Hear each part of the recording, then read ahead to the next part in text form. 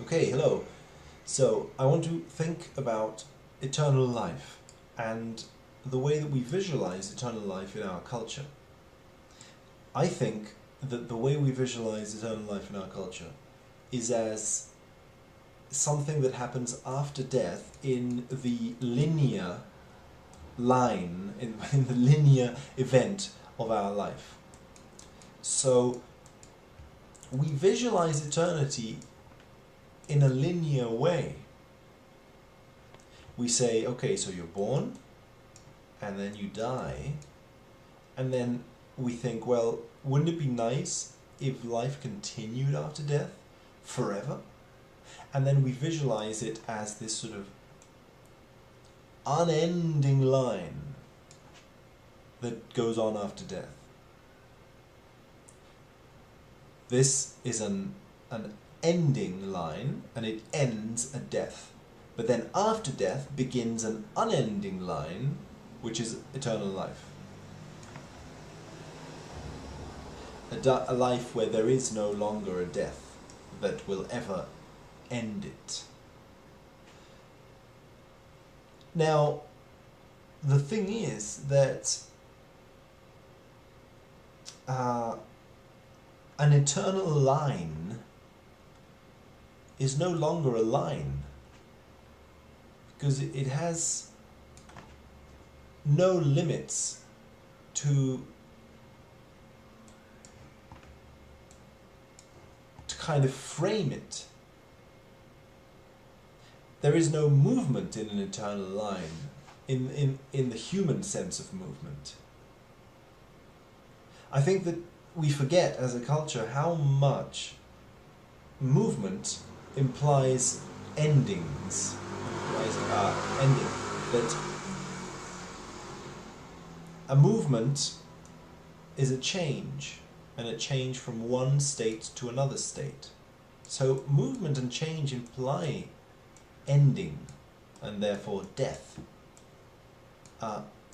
And I would even claim that when throughout, all of humanity, we have desired eternal life.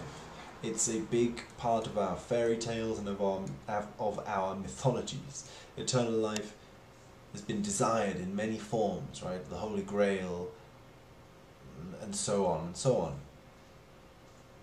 When we desire it, I think that we are desiring it because we want to do the kind of things that humans do.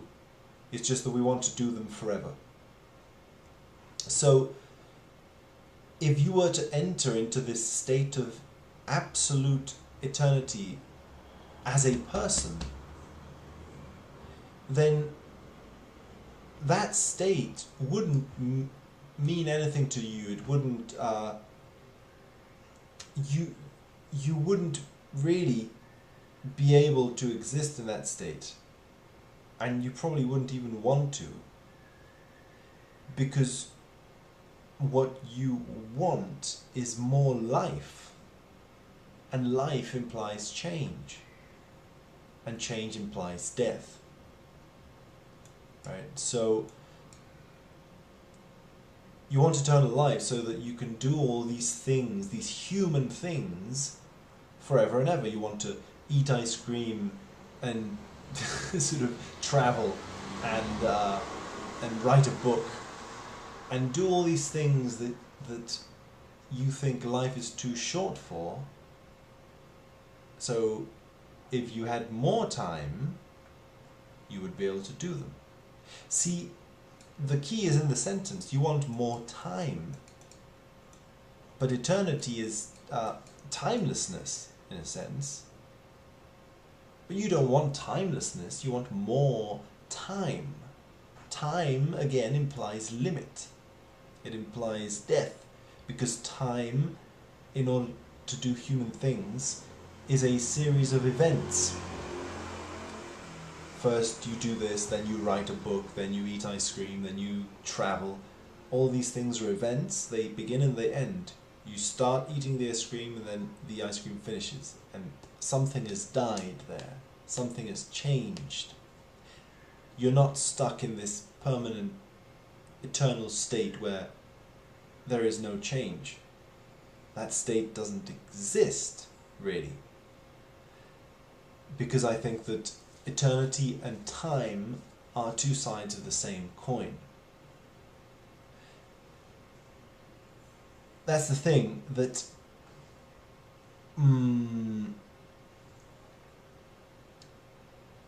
because of the nature of infinity itself, if we're going to say that infinity exists,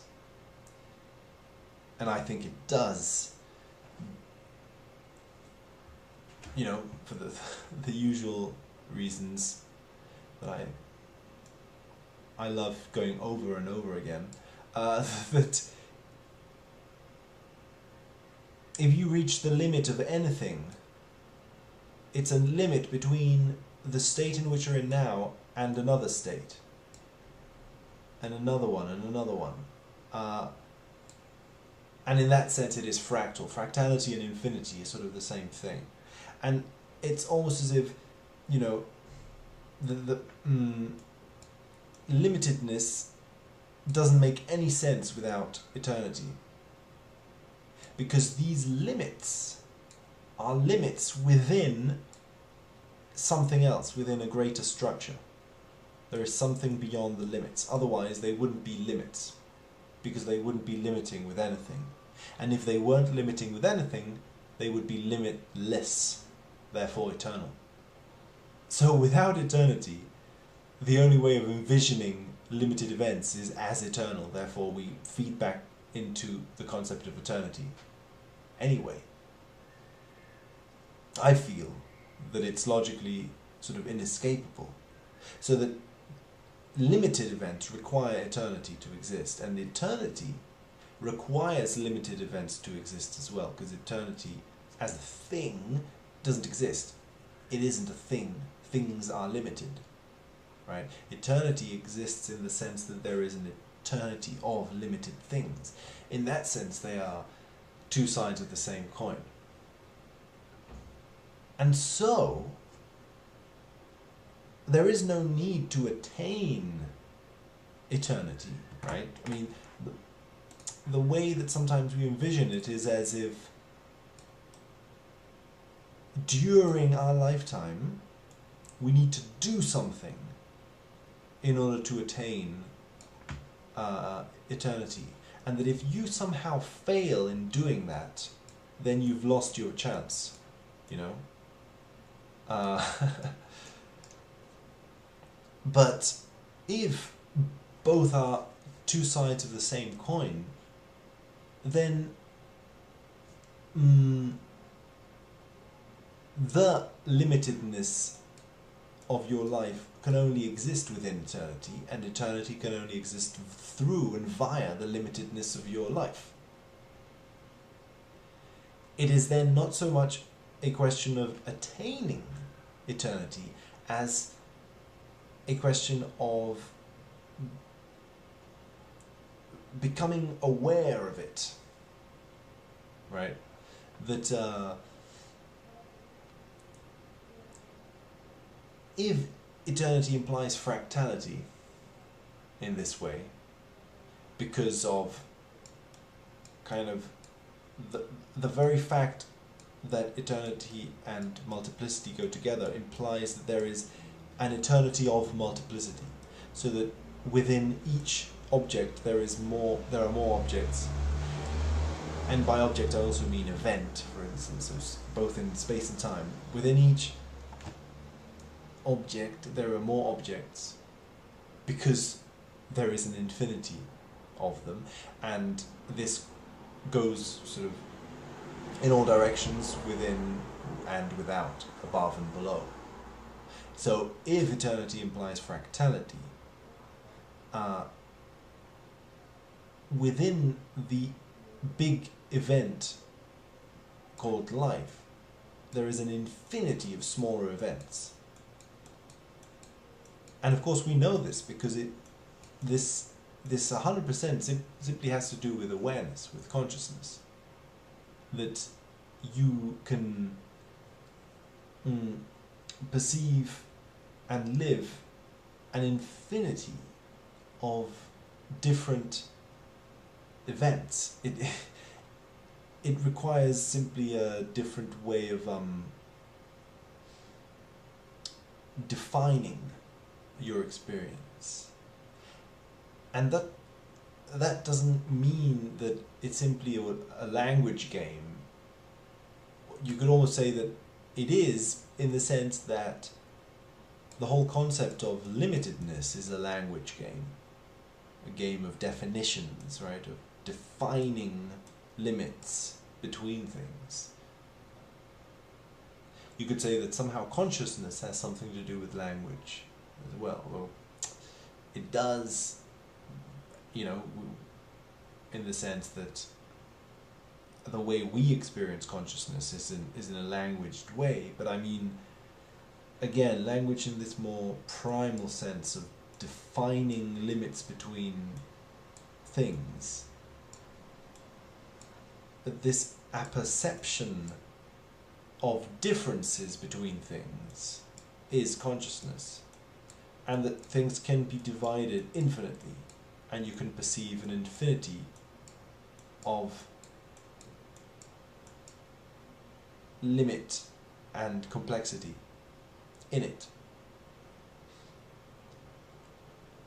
And because it's an infinity, there is no point in trying to find the smallest division or the biggest division.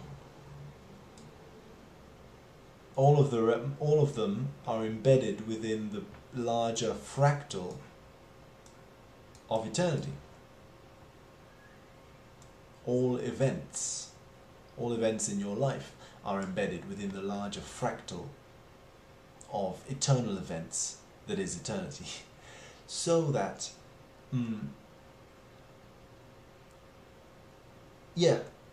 therefore eternal life, I think, is not something that is achieved linearly after death, as this sort of dotted line that just eternity goes on, but is more not linear but fractal, and therefore embedded within life itself.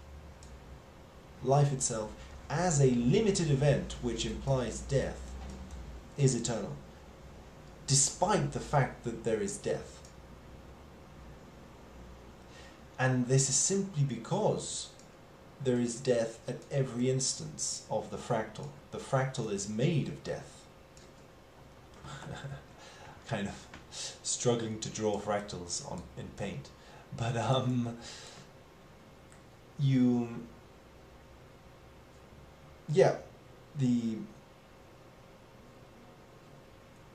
the fractal, in the sense that each big object is divided into smaller objects, or that each smaller object is part of a bigger object, here we have death, we have limit, because this object itself isn't eternal. It doesn't have unbounded limits. It is limited, and it ends here, and here this object starts, and here this one starts, and here this one starts, right? And then when you go within, you divide them again and again. So then this object dies and gives way to this one. There are limits that kill the objects. But precisely because it's eternal, because it's fractal and is infinitely divided, the fact that it's infinitely divided, it means that there is an infinite amount of death in the fractal. The fractal is made of death, is made of limit. And it is that limit, this death between events and between objects, that is the requirement of fractality and the requirement of eternity. Eternity requires death. Not just one death, but an infinite amount of death.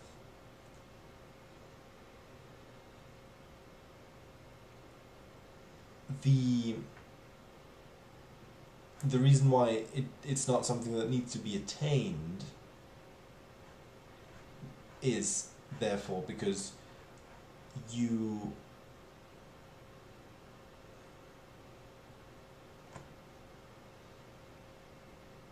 it kind of goes back to just the basic, I suppose, Buddhist mystical thing that by attaining more and more awareness of the lack of a separation between yourself and the environment, you can begin to identify with your environment. Identification usually tends to be centered 100% on the brain or whatever, on us. But this is simply the current state of affairs. You can open a little kind of hole which lets the ego drip out into the environment, so that somehow there is a little bit of ego scattered around the environment. You are identifying with it because of the apperception of a lack of limit between the processes that you call yourself and the processes that you call the not yourself.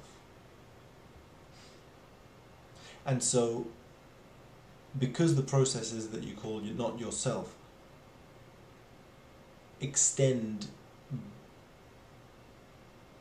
into the entirety of the fractal picture,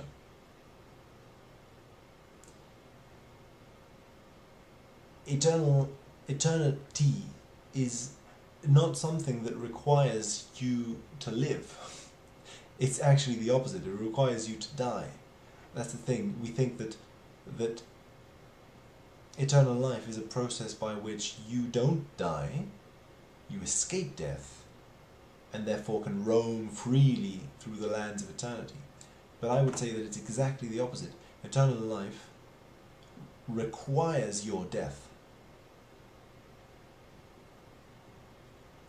Because that way, well, first of all, because you can't avoid your death, and secondly, because your death, as I said before, is the very essence of the fractal, and the fractal is what's eternal.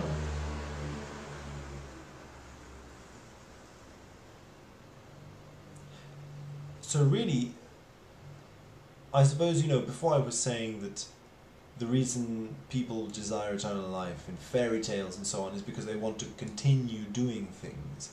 But maybe we could look at it a different way. I think that maybe the reason people want eternal life is not because they want to continue doing things. Because the only reason they want to continue doing things is because they're not satisfied with the amount of times that they have done them in this life. Are they really going to be satisfied by doing them a bunch of times more? It's really like an addiction, right? An addict can take the drug as many times as necessary and they'll never be satisfied. They'll always need more. What's driving this desire is like an addict's mentality. And it's an addict's mentality because of a lack of satisfaction. I think that there is a fear involved. Basically, you could say that people want eternal life because of fear of death.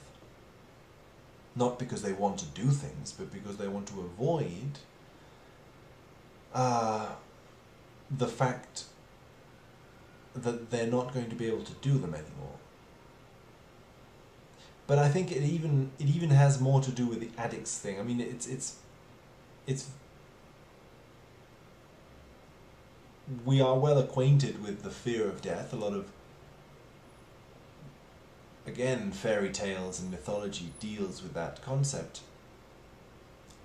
I think maybe that's just the concept that is more on the surface of our consciousness. I think that this addiction or attachment to desire is more of the key here. This attachment to desire or lust, this lust for more, is actually what is driving it. Our fear of death is actually caused by this excess of lust, or this excess of desire, I suppose.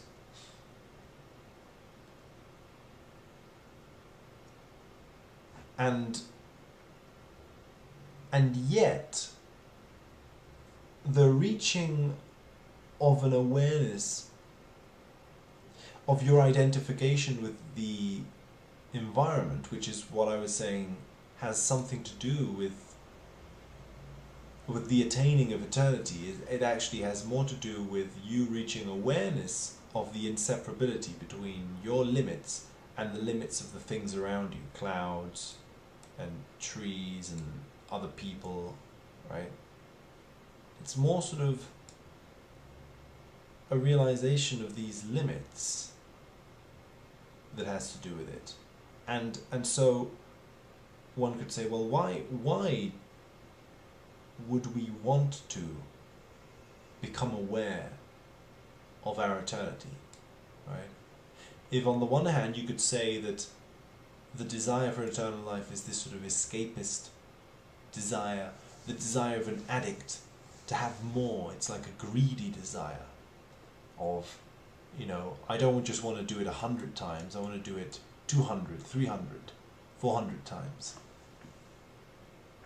That it's greed and that it's escapism, that it's sort of an inability to simply accept death. I would say that actually it isn't. That the acceptance of death implies eternity simply because of the concept eternity, because of all that I was saying about fractality. That the acceptance of death brings back the concept of death into life, and therefore into an awareness of the fractal, if that makes sense. Anything else is an avoidance of death. Even the stoic refusal of eternity can very easily be simply a denial of death. I think that's why for Buddhism considers meditating on death one of the key things to do while you're alive. Because both are the two sides of the same coin. Therefore, eternity is implied in not ridding life from death and not ridding death from life. So while you're alive, you think of death, and while you're dead, you think of life. And then before you know it, both states are intermingled in a fractal way, which is eternal. And so, also, identifying with the environment implies a certain an awakening of a different kind of I don't like to use the word awakening there. It's because all of this, there's a lot of language that has been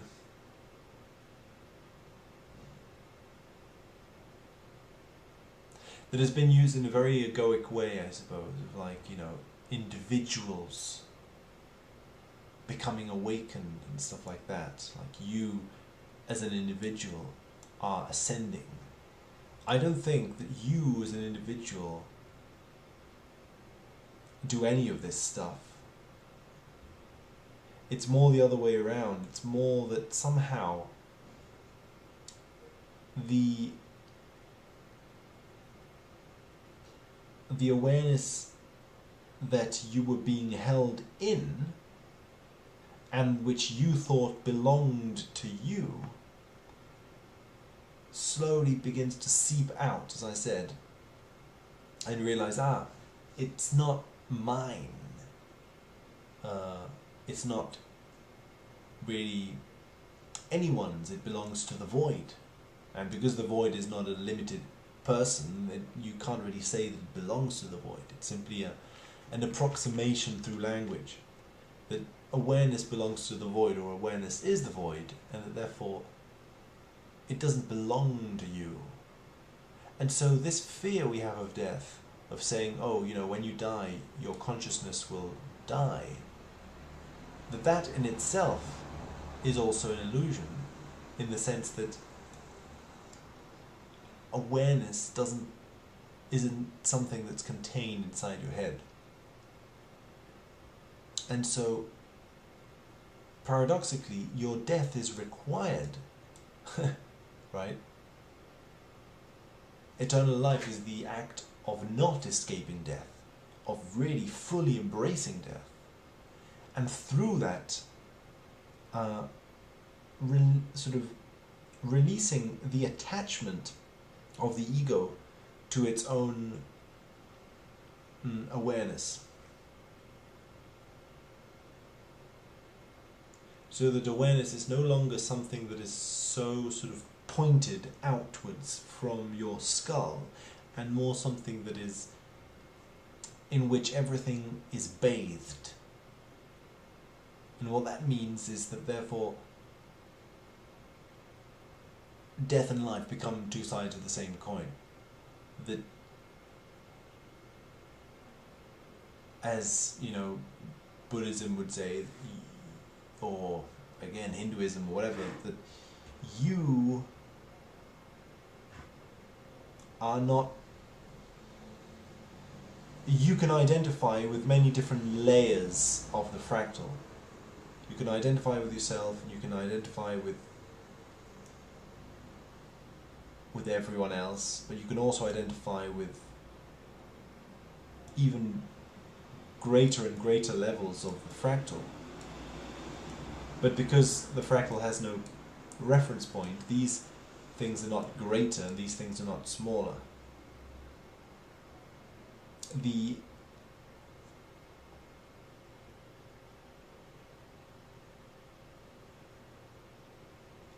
identification takes place here and now. It can't escape anywhere else. It can't escape to greater levels or to smaller levels, because all levels, in the fact that they are fractal... Oh damn it, I think you can't see what I'm drawing. All levels, in the sense that they are fractal, are just just as valid as the central one. In fact, you could say that it is maybe easier, at least from the human perspective of what it means for something to be easy, that from a human perspective it is easier to attain eternity in the here and the now. Right? It's just a complicated way of going back to the Buddhist thing. But that because everything is part of the eternal fractal, the here and the now is just as much a part of it as anything else. The here and the now, meaning your limited life and your limited body, are just as good a starting point as any.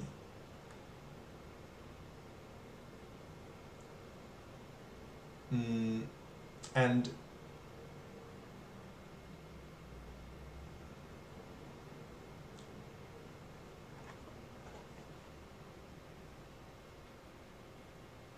yeah, that's why it's weird, because it's sort of like eternity implies your death with the simple catch. Eternity implies your death with the simple catch that your death is one of an infinite amount of deaths.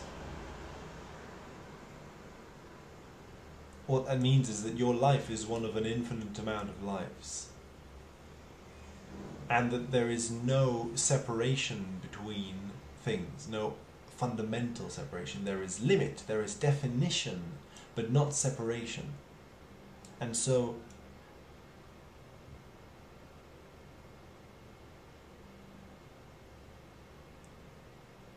awareness as state is what infuses the fractal. But it is the nature of the fractal, of the void.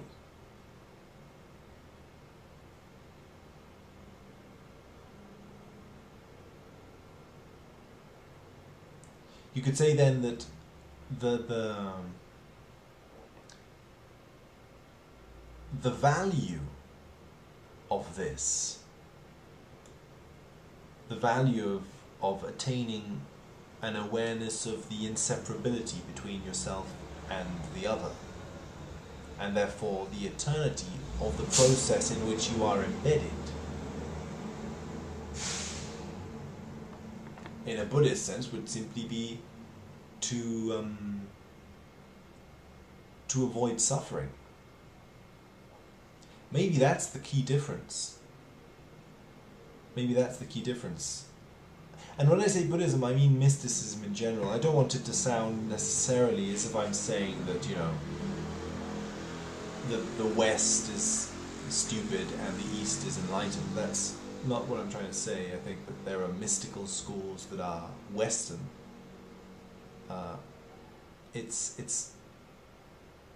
It doesn't, you know, it's more that in our culture, and you know, in all culture, in all world, I would say, in West and East, I think that the world we live in at the moment tends to take the position, as I was saying, of a certain degree of lust and desire, which is what Buddhism is mostly concerned with, right? Attachment, desire. And that what we are using as the driving force for our search for eternity is lust, is desire. Our search is coming out of lust. But the mystic's search is coming out of a dissolving of desire, which would be a dissolving of suffering, a dissolving of attachment, which would be a dissolving of suffering. Anything based in attachment, right, a desire for an eternal life, based in desire itself, based in attachment, simply breeds more suffering. Also because it's a desire that is it's escapist in its very nature, right? Because ironically it's reaching outwards. It's reaching outwards, hoping to find eternity out, not here, not in the here and now. Whereas, you know, like I said, any eternity that is not here and now is not an eternity, because if it were truly eternal, it would cover all bases, including here and now. So anything that is not including here and now cannot be called eternal. So the mystic search would be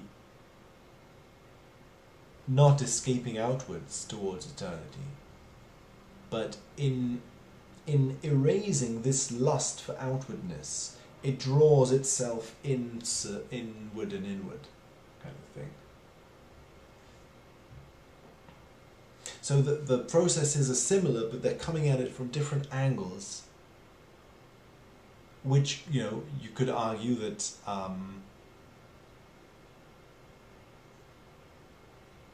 I don't think it's as simple as saying that one is good and one is bad. It's not so much that. Because we're dealing with attachment, and attachment is central in the whole concept of your idea of good and bad, of you want to be attached to this because this is what's good, and you want to avoid that, and so on. But there is definitely some sort of a morality in the Buddhist search to eliminate suffering. It's an inverse morality. Inverse in that what is good is the disappearance of suffering. Here, what is good are specific shiny good things, such as sex or food, You know, like you want eternal life in order to have these good things. Whereas here, you want to have eternal life in order to dissolve and avoid suffering. They're going in different directions.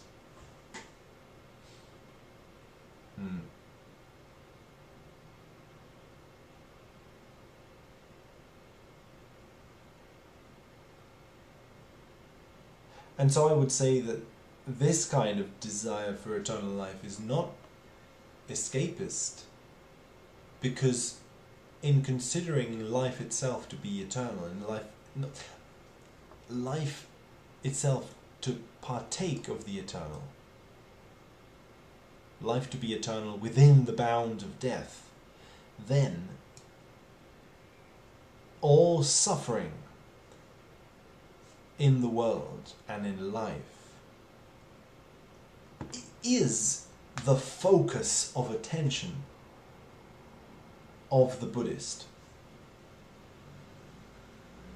Here, in the other example, all suffering is exactly what this person doesn't want to focus on. This person wants to avoid the horrors of death and the suffering of death, and avoid all of these terrible things and go towards the good things. Whereas here there is sort of like a complete focusing in on the suffering.